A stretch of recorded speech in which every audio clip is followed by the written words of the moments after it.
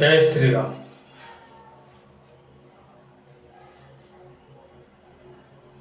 तो आइए कुछ मानव जीवन के वास्तविक रहस्य के बारे में विचार विमर्श करते हैं।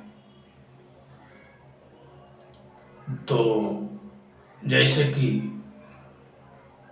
मैं प्रारंभ में जय श्री राम बोला,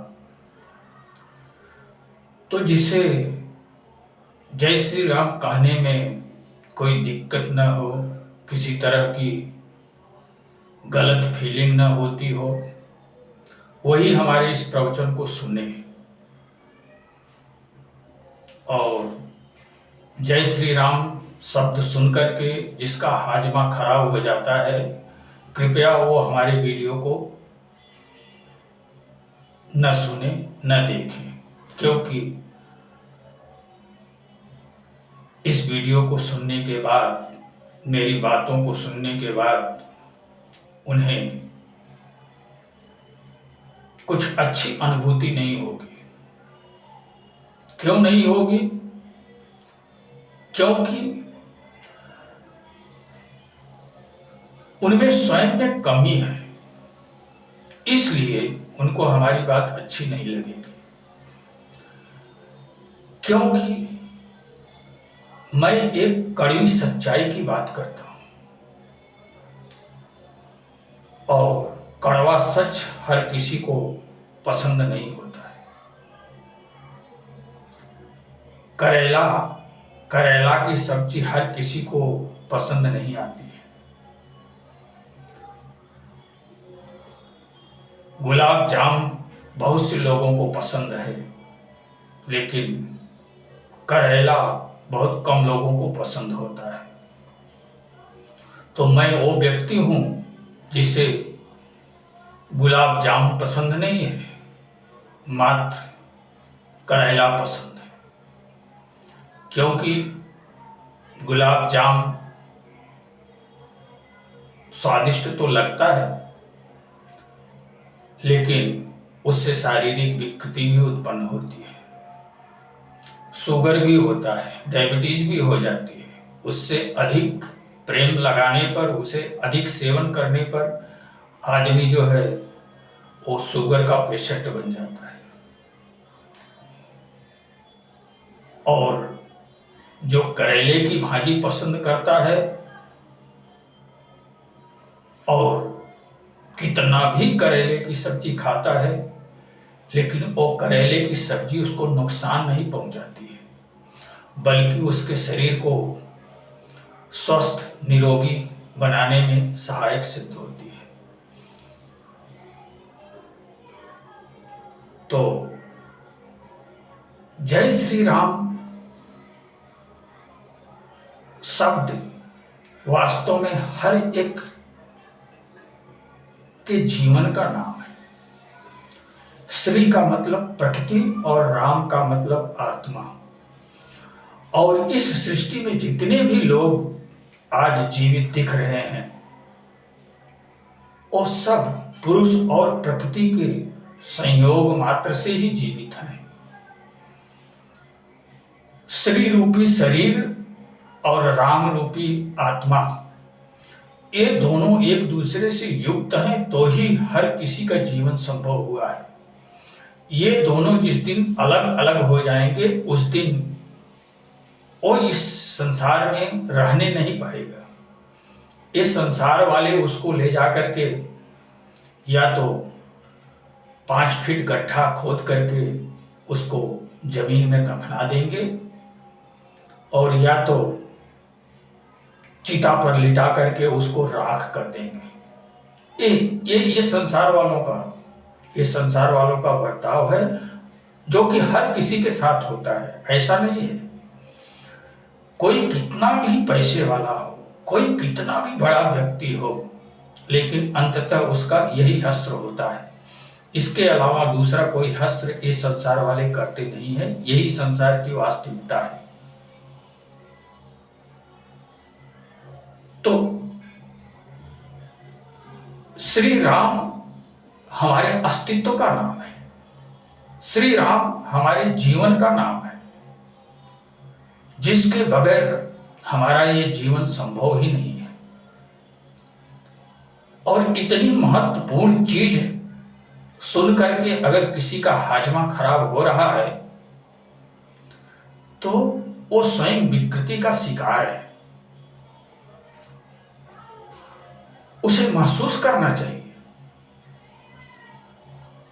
वो चाहे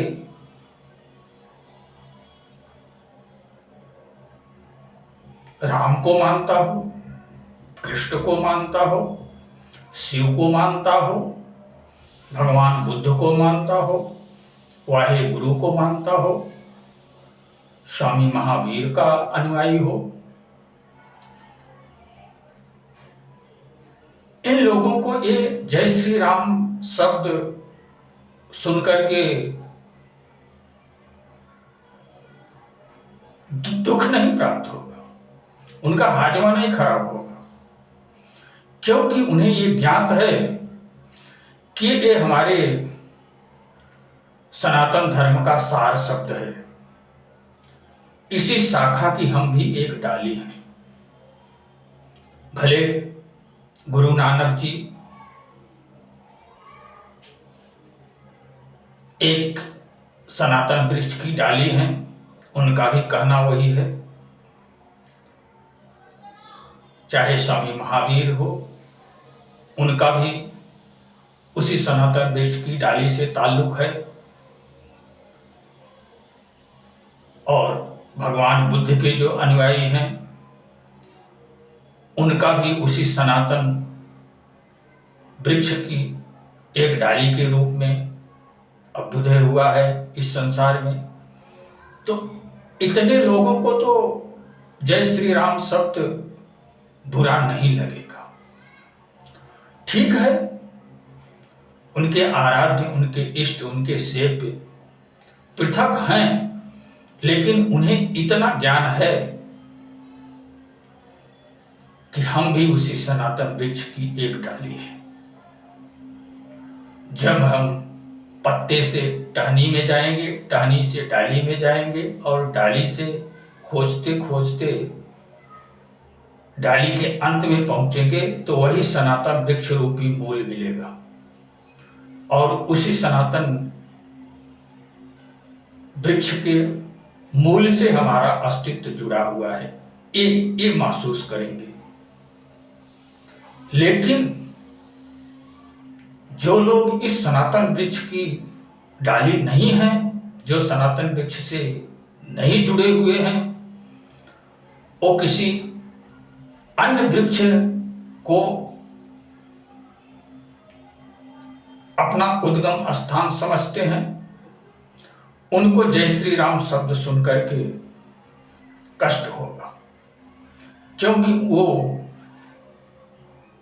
एक अलग शब्द ढूंढ लिए हैं। वो शब्द सुन करके उनको अपनापन महसूस होता है, जबकि उनकी वो मिथ्या धारणा है, जबकि उनकी वो मिथ्या धारणा है।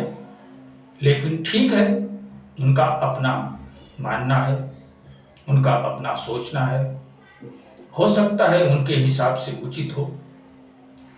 तो वो लोग इस हमारी वीडियो को न सुने, न देखें, क्योंकि उन्हें हमारी बात पसंद नहीं आएगी। मैं एक कड़वा करेला हूं, और जो बोलता हूं वो वास्तविकता से युक्त जो चीज होती है वही बोलता हूं। फालतू चीजों के लिए हमारे पास कोई स्थान नहीं है। तो ये जीवन इस संसार में अनगिनत तरह की ऊंचाई और नीचाई है। एक दीनहीन भिखारी से लेकर के एक करोड़ोपति, अरबोपति, खरबोपति तक की यात्रा है। इसे ही जीवन कहते हैं। और हर कोई अपने जीवन में निरंतर अग्रसर हो रहा है। बचपन से जवान हुआ, जवान से वृद्ध हो रहा है, और एक दिन वृद्ध होकर के इस शरीर को छोड़ करके इस संसार से चला जाना है। यही संसार के सारे जीव के साथ हो रहा है, हर प्राणी, हर व्यक्ति के साथ यही हो रहा है। वो इस संसार में आ रहा है, धीरे धीरे बढ़ रहा है, बढ़ करके फिर धीरे धीरे झुक रहा है, और झुकते झुकते एक दिन इतना झुक जा रहा है कि वो इसी मिट्टी में मिल जा रहा है। यही हो रहा है, सारे संसार के लोगों के साथ यही हो रहा है। 84 लाख योनि में जितने भी जीव हैं, सबकी यही गति है। आ रहे हैं, अपना बाल्यावस्था व्यतीत कर रहे हैं, यौवन को प्राप्त कर रहे हैं, यौवन में संसार का लुत्फ उठा रहे हैं,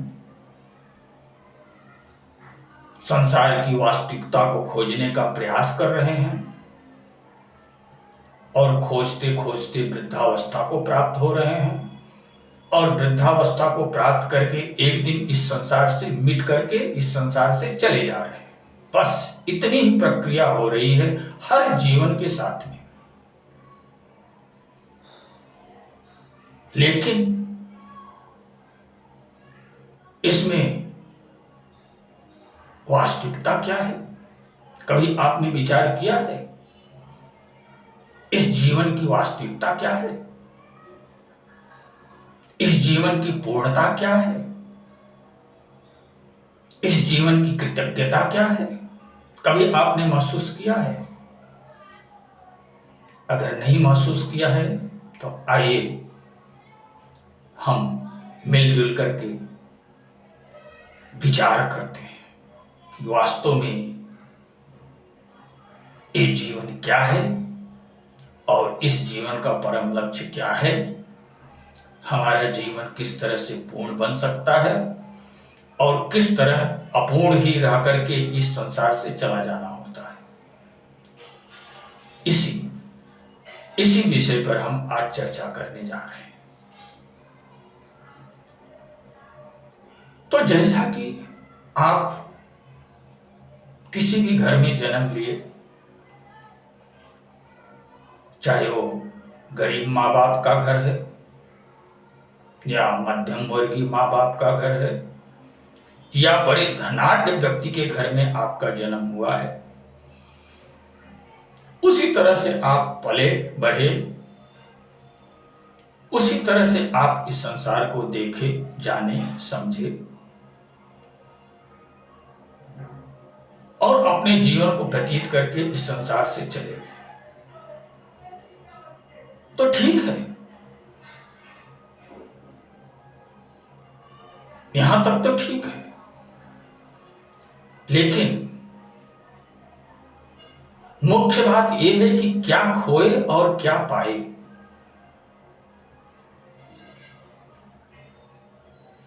क्या खोए इस संसार में आकर के और क्या पाए, ये चीज अपने आप में मायने रखती है। माना कि आप किसी निर्धन दीनहीन व्यक्ति के घर में जन्म ले लिए, धन का अभाव, क्षुधा तृप्ति का अभाव, तन ढकने का अभाव, हर तरह के अभाव ही अभाव में आपका पूरा जीवन बीत रहा है। बहुत सारी चीजों के लिए आप चाहे लेकिन उसे प्राप्त नहीं किए, उसे चाहते रहे, आपकी इच्छा की कभी पूर्ति नहीं हुई, लेकिन फिर भी कोई एक चीज थी जो आपको जीवित रखी, ये सब महसूस कराती रही, आपको मिटने नहीं दिया। हर तरह की कमी में भी आप जीवित रहे, आप बड़े हुए, श्रम किए, श्रम के द्वारा बहुत सारा पैसा कमाए और अपने जीवन को सुखी बना लिए, समृद्ध बना लिए, अपने घर की दीनता को थोड़ा नीचे से ऊपर उठा करके एक जनरल कैटेगरी में लाए, साधारण जीवन में आए, और साधारण जीवन में आकर के अपने घर की स्थिति सुधारे। आपके भी बच्चे पैदा हुए। जो मुसीबत आप सह करके बचपन से लेकर के युवावस्था तक जिन समस्याओं से जूझते जूझते आ रहे थे, उन समस्याओं के प्रति आपके अंदर एक तरह की घृणा थी, और अपनी संतति को वो दिन न देखना पड़े, इसलिए आप अपनी संतति के लिए यथोचित व्यवस्था करने का प्रयत्न करते रहे। उन्हें मेरी तरह किसी तरह की कोई कमी महसूस न हो, उनकी आवश्यकताओं की पूर्ति होती रहे, इस तरह से उनका जीविकोपार्जन हो, इसी प्रयत्न में आपने अपने पूरे जीवन को व्यतीत कर दिया।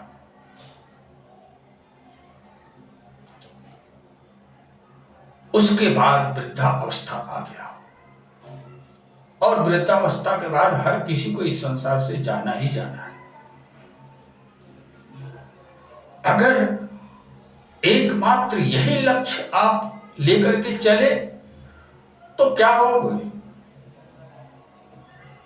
दुख दर्द की अवस्था से निकल करके एक सामान्य अवस्था में पहुंच सकते हो, या ज्यादा से ज्यादा एक धनाढ्य व्यक्ति बन सकते हो, इतना ही परिवर्तन कर सकते हो। और आगे वृद्धावस्था के बाद इस संसार से तो जाना ही जाना है, एक अकाट्य सत्य है। यहां कोई शाश्वत काल के लिए आता नहीं है, तो आए और थोड़ा अपने परिवार का, अपने समाज का, अपने राष्ट्र का थोड़ा विकास किए, विकास करके इस संसार से चले गए। तो ये तो आप भौतिक उत्थान किए, आपके जीवन का क्या उत्थान हुआ इसमें? उससे आपका पर्सनल लाभ क्या हुआ? आए और गए, समस्याओं से जूझे, सामान्य अवस्था को या उच्च अवस्था को प्राप्त किए और प्राप्त करके चले गए। ये तो संसार का परिवर्तन हुआ, ये तो भौतिक परिवर्तन हुआ, ये तो परिवार का परिवर्तन हुआ। आपके जीवन में क्या परिवर्तन आया? बात ये मायने रखती है। तो या आप सामान्य परिवार में जन्म लिए, सामान्य परिवार में जन्म लेकर के आपको किसी तरह का कोई कष्ट नहीं पहुंचा, बड़े आराम से आपका बाल्यावस्था भी व्यतीत हो गया, यौवन अवस्था भी व्यतीत हो गया, वृद्धावस्था भी बड़े प्रेम से, बड़े अच्छे तरह से संपन्न हो गया, और आप इस संसार से बचपन, जवानी और वृद्धावस्था ये तीनों पर व्यतीत करके चले गए। तो भी आप क्या पाए और क्या खोए? स्वयं में विचार करो। या आप किसी धनाढ्य व्यक्ति के यहां जन्म लिए, हर तरह की सुख सुविधाओं को भोगते हुए आपका बचपन बीता, आपकी जवानी बीती, आपका वृद्धावस्था बीता, इस तरह से जीवन जी करके अंततः आप इस संसार से चले गए, तो जरा विचार करिए कि क्या खोए और क्या पाए। तीनों तरह के जीवन पर मैं प्रकाश डाल रहा हूं। आप इन्हीं तीनों में से किसी एक श्रेणी के व्यक्ति हैं, इससे इतर आप हो नहीं सकते हो।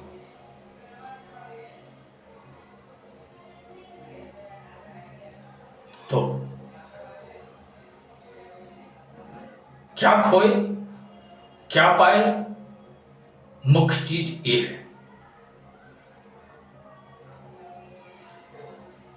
ये जीवन क्या है, ये जीवन क्या है, कभी इस पर विचार किए? ये जीवन क्या है? ये हाड़ मांस का शरीर, ये जो नेत्र संसार को देख रहा है, जो कान संसार को सुन रहा है, जो नाक सुगंध और दुर्गंध की परख कर रही है, जो मुख कुछ न कुछ बोल रहा है, ऐसा क्यों हो रहा है? वो कौन सी शक्ति है तुम्हारे अंदर जो नेत्रों से देख रही है, कानों से सुन रही है, मुंह से बोल रही है, नाक से सुगंध दुर्गंध का एहसास कर रही है, और इस त्वचा से ठंड और गर्म को एहसास करती है? क्या कभी आपने उस शक्ति के बारे में जानने का प्रयास किए? नहीं। आपने स्वयं को ये शरीर मानकर के जीविकोपार्जन किया है, जबकि आप शरीर नहीं हो। ये शरीर तो कभी एकदम छोटा सा था, धीरे धीरे ये जवान हो गया, जवान के बाद ये जर्जर होते होते होते होते वृद्ध हो गया, और वृद्ध होते हुए आसक्तपन में खो करके एक दिन इस शरीर में इतनी दुर्बलता आ गई, इतनी दुर्बलता आ गई कि वो श्वास लेने में भी सक्षम नहीं शेष रहा।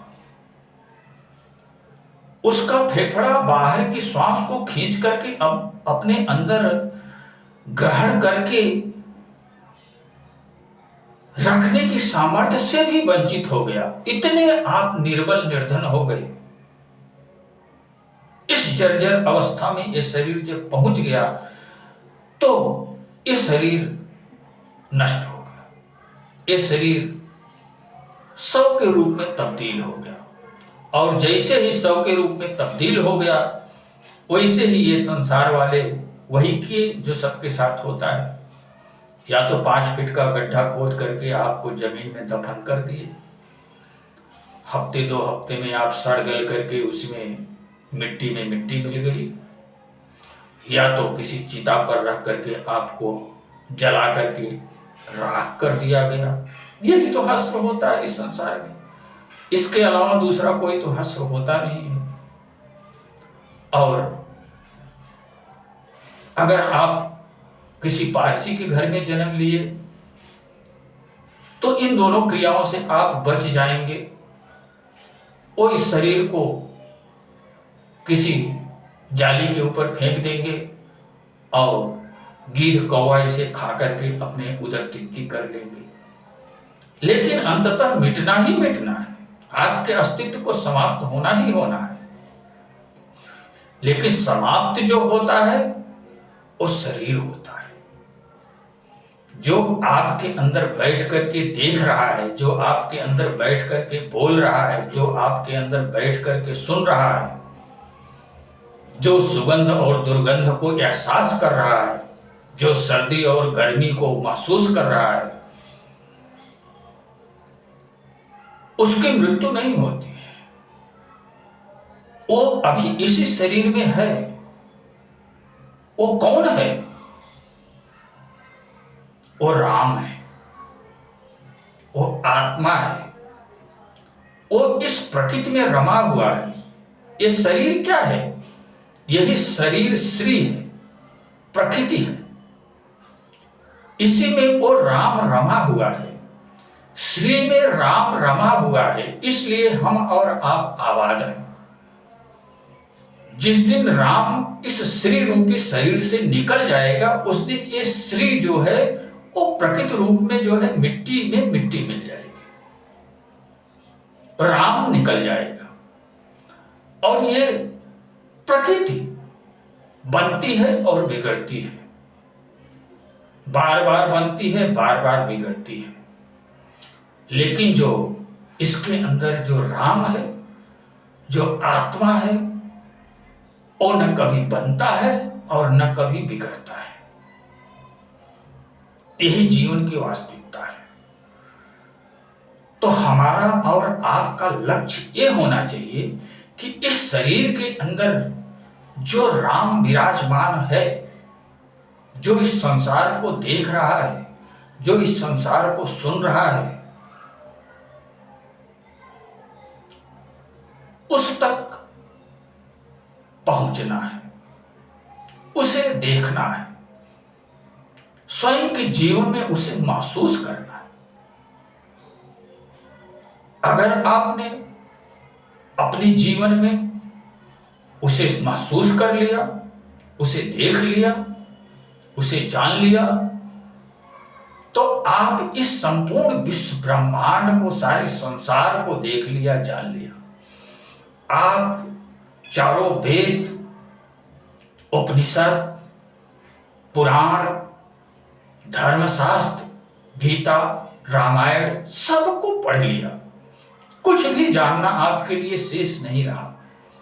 अगर आप अपने शरीर के अंदर उस विराजमान राम को देख लिया, उस विराजमान आत्मा को देख लिया, उसके संपर्क में स्वयं को अगर पहुंचा दिया, तो आप इस जीवन का सबसे बड़ा पुरुषार्थ कार्य सिद्ध कर लिया। और आप अपूर्ण की परिधि से निकल करके पूर्णता की परिधि में पहुंच करके जन्म मरण के चक्र से छूट करके आप शाश्वत जीवन में प्रविष्ट हो गए। ससीम की परिधि से निकल करके आप असीम की परिधि में पहुंच गए, जहां आपका न जन्म है, न जहां आपकी मृत्यु है। उस दायरे में आप पहुंच गए।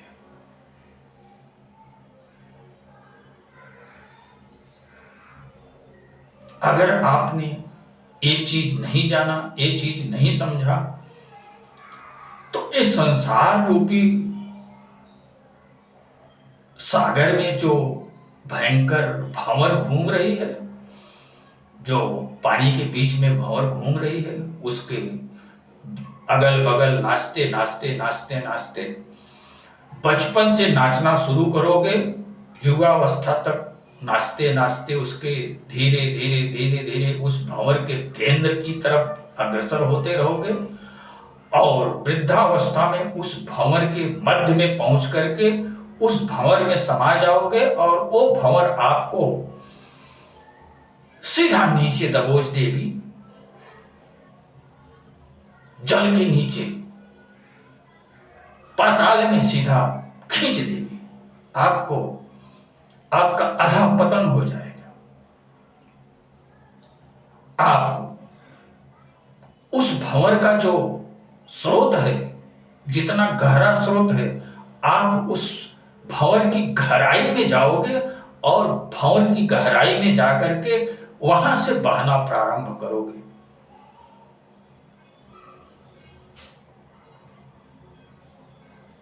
इसी को अधोगति कहते हैं, इसी को अधोगति कहते हैं। और अगर आप भंवर के चक्र में घूमना प्रारंभ न करके नदी की धारा में बहते बहते बहते बहते बहते ही रहे, ऊपर ही रहे, आपका नीचे भंवर में अधा पतन हो करके आप अधा गर्त में अगर नहीं समाये, तो आप उस नदी में बहते बहते बहते बहते उस सागर में पहुंच जाएंगे जो अगाध है, जहां किसी तरह की लहर नहीं उठ रही है, जहां किसी तरह की भंवर नहीं है, वहां लहर ही लहर है। और आप कहीं भी जाएंगे, वहां से लहर आपको धक्का मार मार के धक्का मार मार के धक्का मार मार के आपको किनारे पे ला करके छोड़ देगी।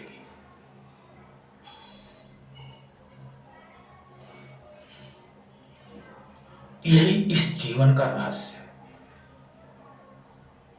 यदि आप मानवता को धारण करके एक सभ्य सज्जन व्यक्ति बन करके जीविकोपार्जन करोगे तो आप नदी की धारा में ऊपर बहते हुए बहते हुए बहते हुए एक दिन सागर रूपी उस परम ब्रह्म परमात्मा को प्राप्त कर लोगे। लेकिन अगर किसी भंवर में फंस गए, किसी भंवर के चारों तरफ चक्कर लगाने लगे, तो आज नहीं तो कल आप उस भंवर के मध्य में पहुंचेंगे, और जैसे ही उस भंवर के मध्य में पहुंचेंगे उसी समय आपको वो भंवर सीधा नीचे स्रोत के नीचे खींच करके आपका अधःपतन करके आपको नीचे खींच ले जाएगी। इसी को अधःपतन कहते हैं।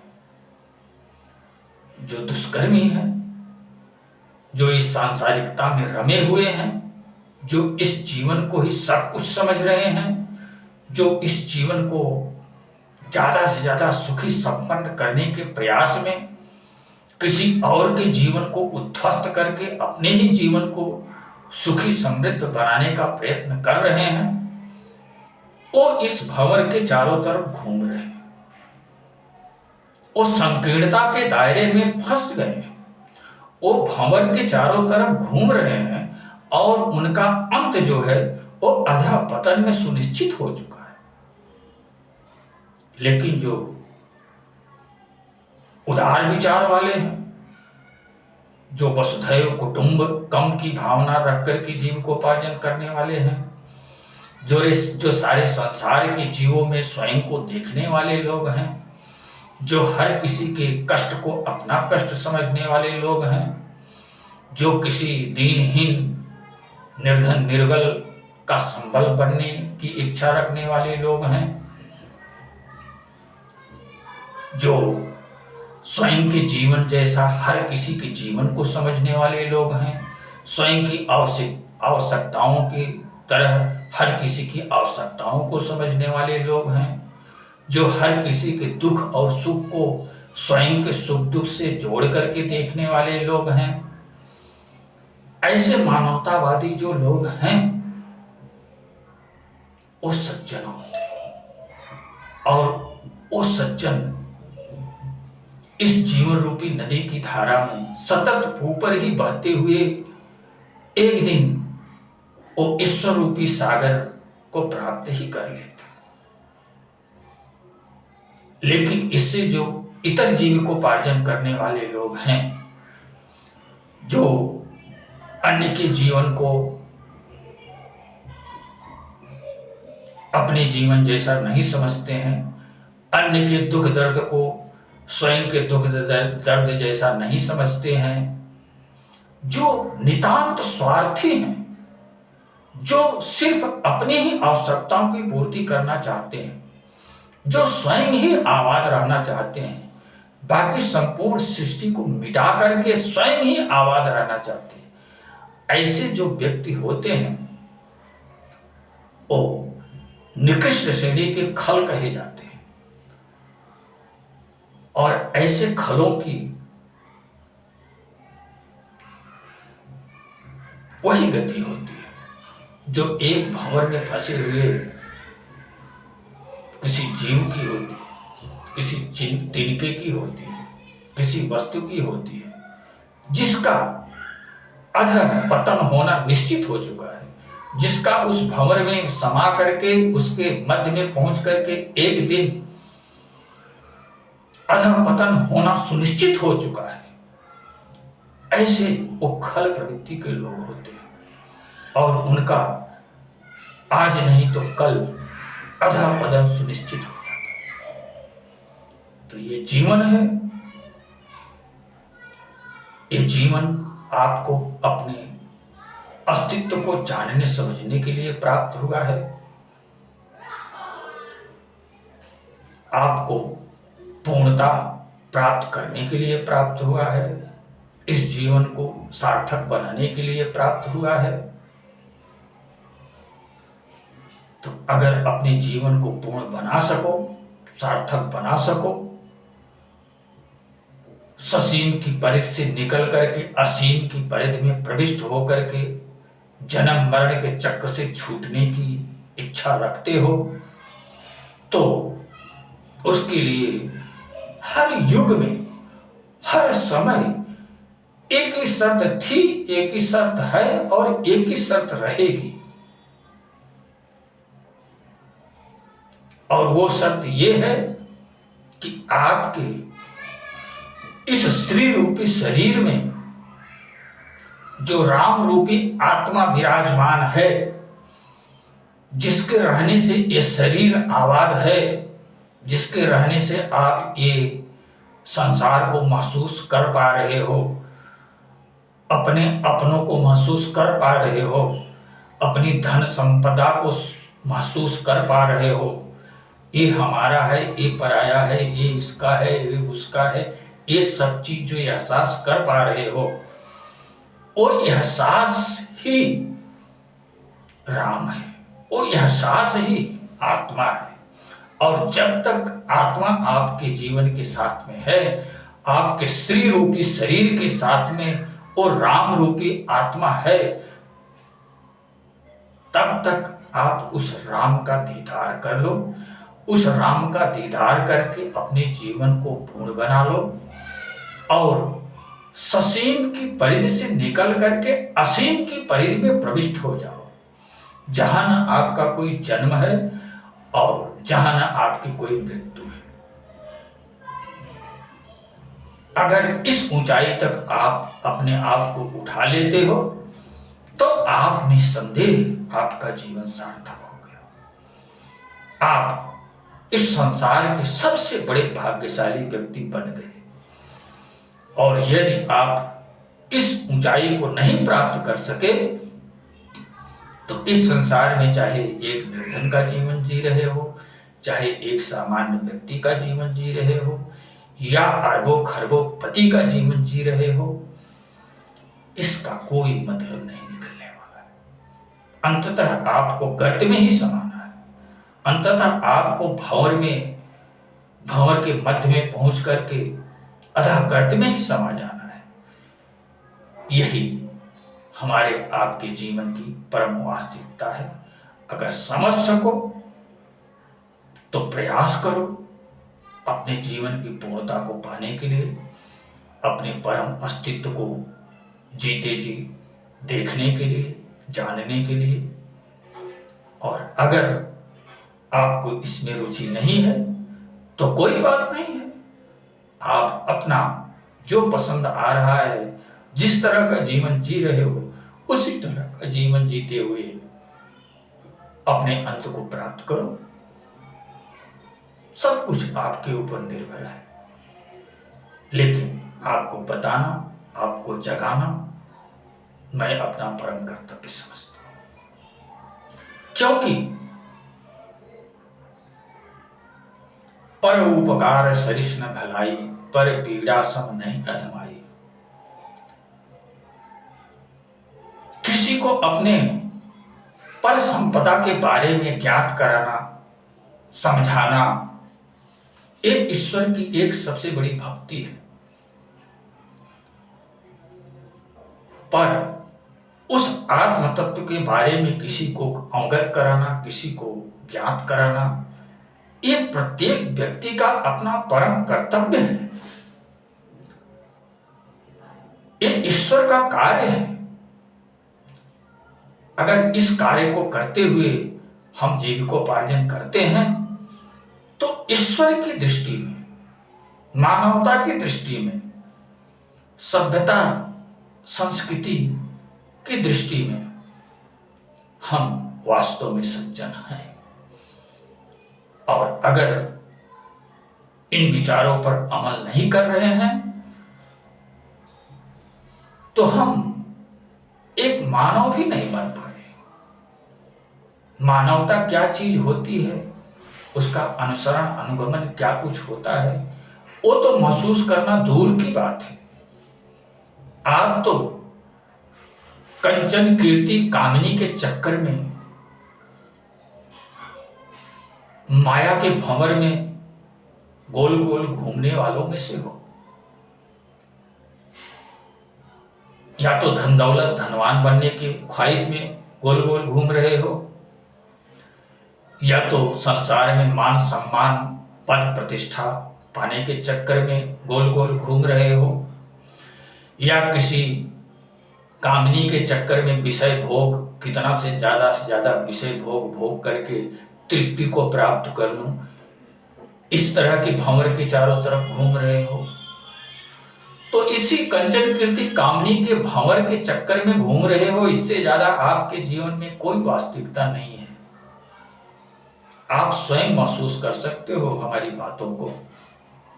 तो इसी के साथ अब मैं अपनी वाणी को विराम देना चाहूंगा। जो चेतना ईश्वर द्वारा मुझे प्राप्त हुई है, वही चेतना ईश्वर द्वारा आपको भी प्राप्त हुई है। आप ही अपने जीवन के मित्र हो, आप ही अपने जीवन के शत्रु हो। अगर अपने जीवन के मित्र बन सकते हो तो अच्छी बात है, वरना आप शत्रु बने रहिए, कोई बात नहीं है। वो आपकी शिक्षा के ऊपर निर्भर है। तो इसी के साथ अब मैं अपनी वाणी को विराम देना चाहूंगा। जय श्री राम।